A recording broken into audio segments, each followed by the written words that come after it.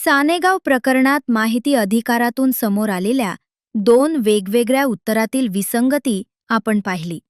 एका बाजूला रोहा पोलिसांकडून माहिती अधिकारात एकच निवेदन प्राप्त झाल्याचे उत्तर देण्यात आले, तर दुसऱ्या सरकारी कार्यालयाकडून माहिती अधिकारात 3 स्वतंत्र निवेदने उपलब्ध झाली असून त्या कागदपत्रांवर रोहा पोलीस ठाण्याचा प्राप्तिशिक्का असल्याचंही समोर आले. याच पार्श्वभूमीवर उद्या आम्ही या प्रकरणाचा भाग 2 घेऊन येत आहोत.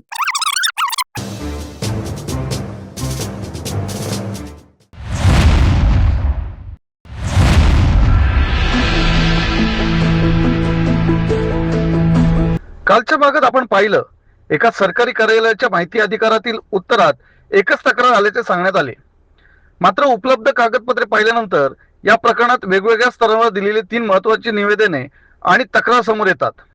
एक तक्रार शाळेतील महिला कर्मचाऱ्यांची, दुसरी तक्रार आश्रमशाळेच्या मुख्याध्यापकांची आणि तिसरे निवेदन अखिल भारतीय आदिवासी विकास परिषदेकडून.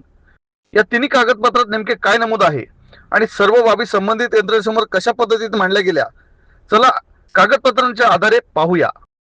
पहिल्या कागदपत्रानुसार सानेगाव आश्रमशाळेतील महिला कर्मचारी यांनी पोलिसांकडे तक्रार केली.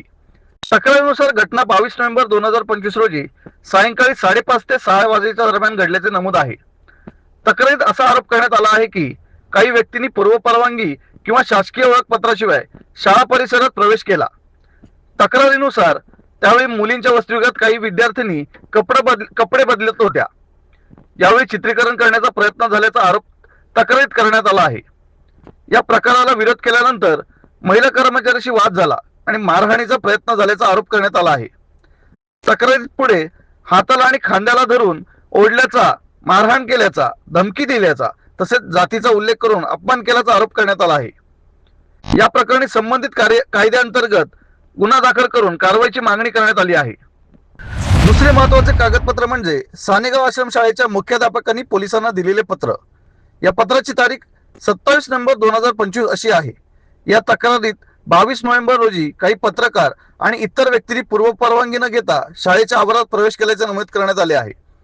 शाळेतील कर्मचाऱ्यांनी त्यांना प्रतिबंध केला, मात्र त्यानंतर छायाचित्रण आणि व्हिडिओ शूटिंग सुरू करण्यात आल्याचे या पत्रात नमूद आहे. या प्रकरणात संबंधितांवर कायदेशीर कारवाई करण्याची मागणी मुख्याध्यापकांनी केली आहे. तिसरे कागदपत्र म्हणजे अखिल भारतीय आदिवासी विकास परिषदेकडून रोहा पोलिसांना देण्यात आलेले निवेदन.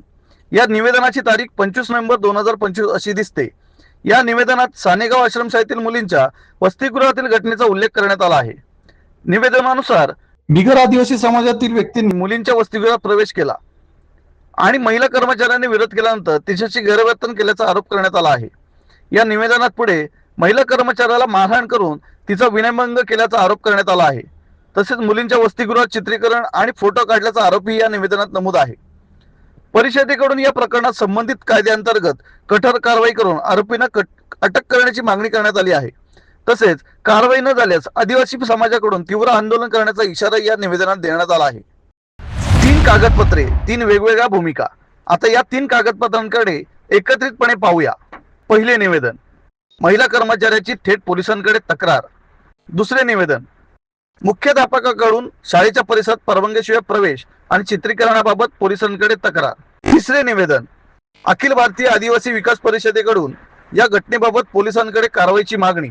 म्हणजेच उपलब्ध कागदपत्रानुसार एकाच घटनेच्या संदर्भात वेगवेगळ्या व्यक्ती आणि संस्थांकडून स्वतंत्रपणे बाबी मांडण्यात आल्या आहेत.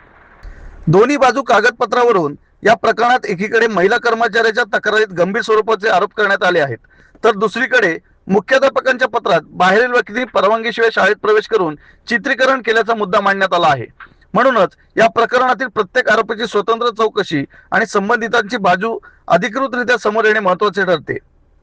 आता सर्वात महत्त्वाचे, या कागदपत्रांच्या आधारे काही प्रश्न उपस्थित होतात. पहिला प्रश्न, ही तीनही निवेदनं संबंधित पोलीस यंत्रणेकडे उपलब्ध होती का? दुसरा प्रश्न, या तक्रारी आणि निवेदनांमध्ये नमूद केलेल्या बाबींची चौकशी करण्यात आली का? तिसरा प्रश्न, या सर्व कागदपत्रांच्या आधारे FIR दाखल करण्यात आली का? चौथा प्रश्न, जर FIR दाखल करण्यात आली नसेल तर त्यामागील अधिकृत कारणे काय होते? आणि सर्वात महत्त्वाचा प्रश्न, एका माहिती अधिकाऱ्याच्या उत्तरात एकच तक्रार असल्याचे सांगण्यात आले, तर उपलब्ध कागदपत्रांमध्ये वेगवेगळ्या तक्रारी आणि निवेदने का दिसतात? हे प्रश्न आरोप म्हणून नव्हे, तर उपलब्ध कागदपत्रांच्या आधारे घटनाक्रम आणि प्रशासकीय प्रक्रिया स्पष्ट व्हावी यासाठी उपस्थित केले जात आहेत। मात्र या प्रकरणात पुढे आणखी एक महत्त्वाचा टप्पा आहे। या तक्रारीनंतर जिल्हा पोलीस अधीक्षकांकडे नेमकी कोणती तक्रार पोहोचली, पोलीस प्रशासनाने कोणती पत्रे पाठवली, कोणत्या अधिकाऱ्याकडून अहवाल मागवण्यात आला आणि या प्रकरणावर पोलीस प्रशासनाने नेमकी काय भूमिका घेतली, या सर्व कागदपत्रांचा सविस्तर खुलासा पाहूया सानेगाव प्रकरणाच्या भाग 3 मध्ये। रायगड प्रतिबिंब न्यूज पाहत रहा।